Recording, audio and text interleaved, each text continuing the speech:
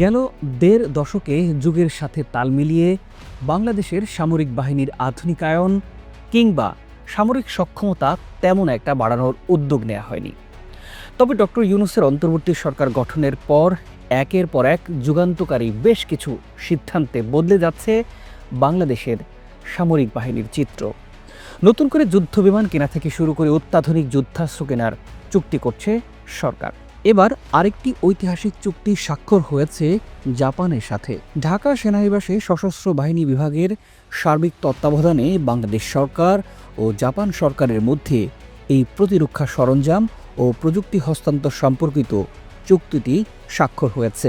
আন্তর্জাতিক কূটনীতির মঞ্চে বাংলাদেশ এক নতুন এবং গুরুত্বপূর্ণ পদক্ষেপ নিতে চলেছে এই প্রতিরক্ষা চুক্তির মাধ্যমে।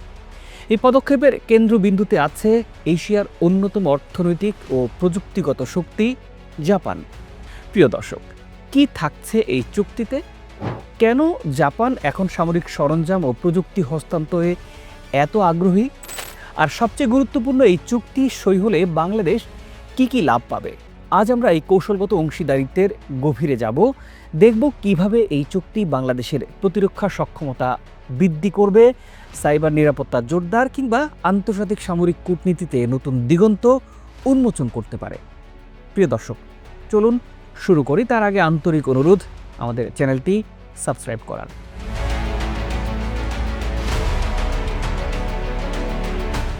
এই প্রতিরক্ষা চুক্তির প্রসঙ্গ হঠাৎ করে আসেনি।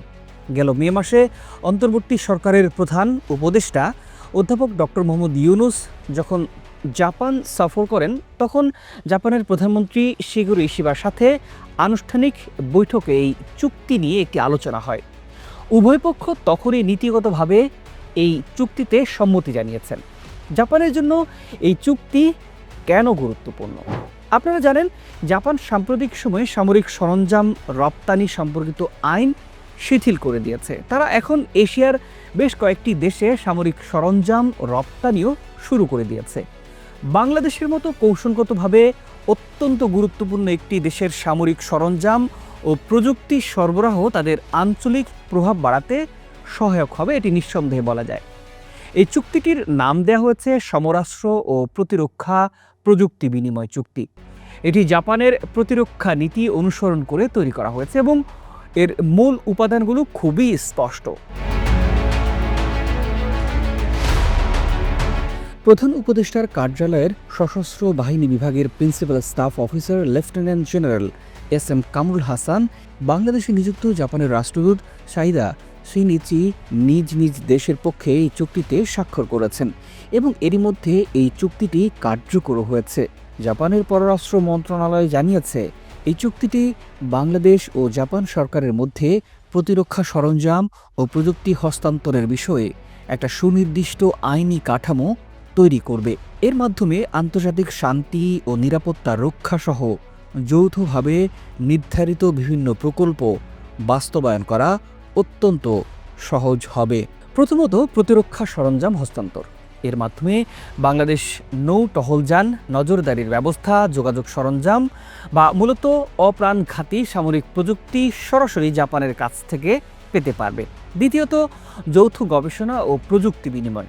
এই চুক্তির সবচেয়ে গুরুত্বপূর্ণ দিক হলো এটি। এর ফলে সাইবার নিরাপত্তা, উপকূলীয় নজরদারি এবং স্যাটেলাইট প্রযুক্তির মতো অত্যন্ত আধুনিক বিষয়ে যৌথ গবেষণা ও প্রযুক্তি হস্তান্তরের পথ সুগম হবে। তৃতীয়ত, কঠোর নিয়ন্ত্রণ ব্যবস্থা। এই চুক্তিতে স্পষ্ট শর্ত থাকবে, এই সরঞ্জাম বা প্রযুক্তি তৃতীয় কোনো দেশে হস্তান্তর করা যাবে না এবং এর মাধ্যমে একটি নির্দিষ্ট সীমার মধ্যে সীমাবদ্ধ রাখতে হবে। অর্থাৎ সামরিক প্রযুক্তির ক্ষেত্রে কঠোর আন্তর্জাতিক মান বজায় রাখা হবে। প্রিয় দর্শক, এবার আসা যাক মূল প্রশ্নে। এই চুক্তি বাংলাদেশ ঠিক কি কি লাভ পাবে?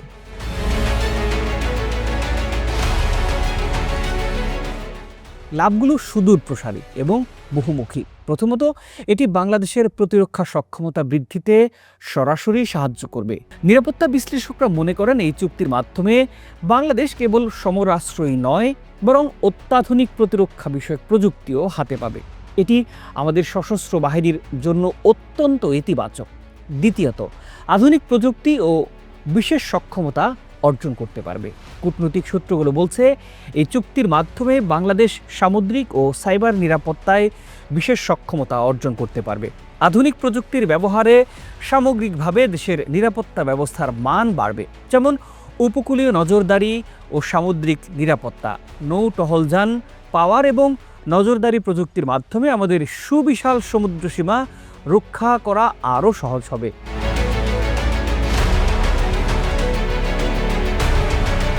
সাইবার নিরাপত্তা, বিশেষ করে সাইবার স্পেসে দেশের গুরুত্বপূর্ণ স্থাপনা ও তথ্য সুরক্ষায় আধুনিক জাপানি প্রযুক্তির সাহায্য পাওয়া যাবে। তৃতীয়টি যদি বলতে পারি, আর্থিক সুবিধা পাওয়া যাবে। মনে রাখবেন, পূর্বে যখন জাপানের কাছ থেকে সামরিক সরঞ্জাম কেনার আলোচনা হয়েছিল, তখন বাংলাদেশ আর্থিক সংকটের কথা জানিয়েছিল।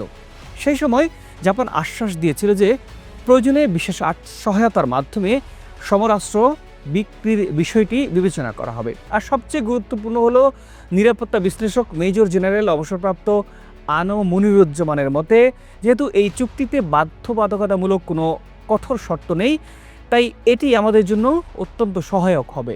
তবে এই কৌশলগত পদক্ষেপে একটি চ্যালেঞ্জও কিন্তু আছে।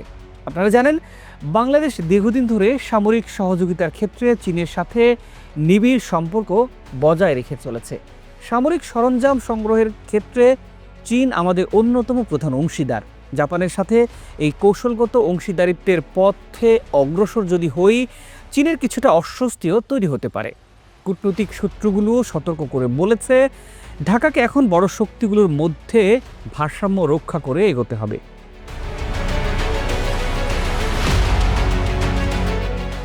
এটি বাংলাদেশের পররাষ্ট্রনীতির জন্য একটি সূক্ষ্ম চ্যালেঞ্জ।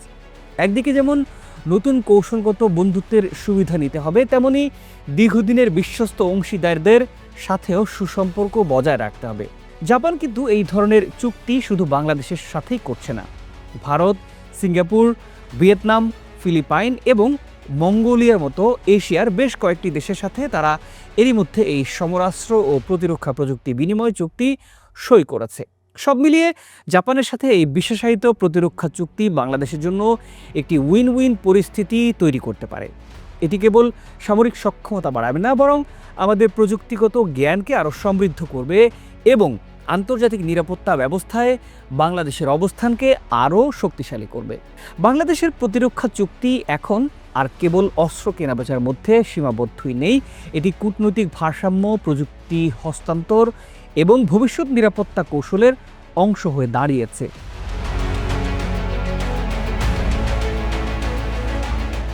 চীনের সাথে পুরনো সম্পর্ক বজায় রেখেও জাপানের মতো উন্নত প্রযুক্তি সম্পন্ন দেশের সাথে হাত মেলানো বাংলাদেশের জন্য এক ধরনের কৌশলগত মাইল ফলক হতে পারে। প্রিয় দর্শক, আপনাদের কি মতামত? জাপানের সাথে এই চুক্তি কি বাংলাদেশের জন্য একটি সঠিক কৌশলগত পদক্ষেপ?